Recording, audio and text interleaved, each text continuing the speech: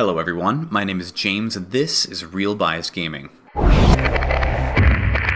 You guys, I bought Fortnite. It is $60. Why is it $60? I started playing and I was optimistic. I'm here to tell you honestly what I feel, what I've seen in about 15 hours of gameplay. These are the real biased opinions. Our fort's under attack? Fortnite is a tower defense, third-person shooter crafting game. From the very start, I realized something about Fortnite. There is an insane amount of grinding in this game. Is there anything inherently wrong with leveling up characters and weapons? No. But let's go through the list of things you have to level up, shall we? You grind schematics, materials to turn schematics into weapons, weapon levels, playable characters, NPC followers that rank up your base, NPC followers that defend your base, weapons for each of your NPC followers, tower defense, traps, the walls of your base that you build, missions that your NPCs go on, your base's skill tree, research points, exploration, kinda, and you get daily quests to do all of it. Yeah. Now, the game had its high points. Actually, I love the tech tree. I'm a sucker for a good tech tree. There are two. There's a skill tree and a research tree, and each has multiple tiers that you progress into. Once you fill out the first one, you can progress into the second one. Awesome. I love that. Give me more. It's truly a shame, actually, that more games don't put in more depth to their skill trees or talent trees. Games like Fortnite and Path of Exile. It's a shame that this awesome tech tree is stuck in such a difficult, frustrating game. Drop that husk! I just don't understand why this is a PC game. This game to me is a mobile game. From the graphics to the menus to the quality in its shooting and combat. For the active part of combat, you have 4 weapons, a grenade, and 1 ability that goes on cooldown when used. That's all I got. I see further down some tech trees that there's more unlocks for individual characters or different classes of characters, but that's hours and hours of boring gameplay away. Running around and shooting stuff feels like a mix between playing Uncharted 1 without cover mechanics and the original Battlefront game. Great games for the time, but it just feels old and clunky. I mean, does it work? Yes. Is it a reason to keep playing the game? Far from it. And this is the majority of the game is in this combat. That's where I'm trying to get to here. What are the star points of this game? What makes me want to come back and play more? So far, combat is an absolutely no, and the grind is a yes if I can turn off my brain completely. Now, the passive part of combat. This is tower defense to the tune of orcs must die, but minus the cool part of actually killing like huge swarms of orcs with big bosses mixed in. Trap variety is it's mediocre so far. You can build walls of different strengths, but the maps and enemy AI actually don't really allow for solid tower defense maze building. You just build stuff and let zombies crash into it.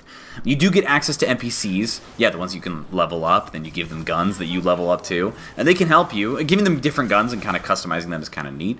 Though having to stay on top of ammo for both them and you is just detracting from an already bland experience. So far, there are only 5 or 6 kinds of enemies. Keep in mind I've played this game for nearly 15 hours. The waves of enemy zombies fail to impress in terms of numbers and speed. In fact, the experience gets more boring the more enemies I'm supposed to take out. I can feel the grind ramping up as opposed to the intensity and desperation I should feel in a zombie survival game. Speaking to that, the game is actually supposed to be some kind of comedy, like it's one big joke. Like the second enemy you encounter is a zombie dressed in a baseball jersey that pitches bones to try and hurt you, or you hurt your base. Nearly every enemy is some kind of play on words or an attempt at humor. They tried to clone Plants vs. Zombies, but they failed at the charm. Like, failed so hard that I'm not even neutral towards the art style or the humor. I just think is really dumb. There's only one more element to the gameplay, and that is the resource gathering and crafting. Honestly, I'm not going to dissect this part because I come in with a real bias here. I hate crafting as a core gameplay mechanic. I can't stand it. I can't stand open world sandbox games where the core mechanic is to go farm resources to build bigger things so you can farm more resources so you can build bigger things, etc., etc. Being able to build bigger things is not a reason to spend another 10 hours playing this game. There's nothing compelling about that grind. Minecraft is close to standing up for itself against my kind of scrutiny, if only because the scale of the world and things you can build are so not limiting. But Fortnite isn't even an open world, it's all this instanced stuff. I mean, in the very first mission where you have to defend your shield, and your friend robot shows you what kind of base you could have once it's like built up. The thing's a joke. It's like a little 3-story keep. At least a game like Subnautica has like super slick looking submarines that you can build. This game is a joke compared to even that grind of a crafting game. So if you're tracking here, if the gunplay's bad and the base building tower defense is mediocre and the enemies you fight are I mean, they're garbage. And the crafting is just another reason to grind out levels and other stuff. What is the draw? I still have no reason to keep playing this game.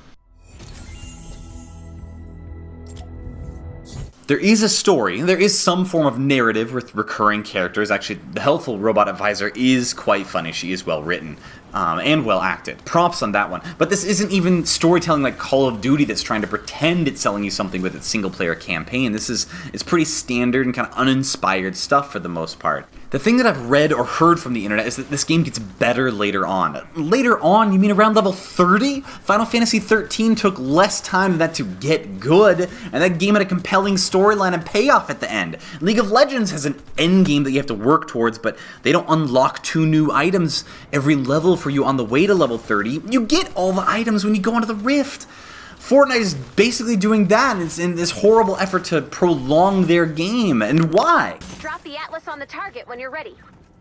Art and detail in this game, I mean, either this is a cartoon on Nick Jr. or it's an iOS game. There's some personality in the design, yes, but again, why am I paying full AAA title money for a game on PC when it looks like it's coming out for mobile devices this holiday season? I mean, the original Fable had a more interesting and detailed world. How about this? Why isn't this game an open world experience? That is a selling point, at least, having an open world area where you can interact with and you can impact it. With this level of texture and graphical style, I argue that this absolutely should have been the case, not this instant stuff. Ooh, can I have an axe too?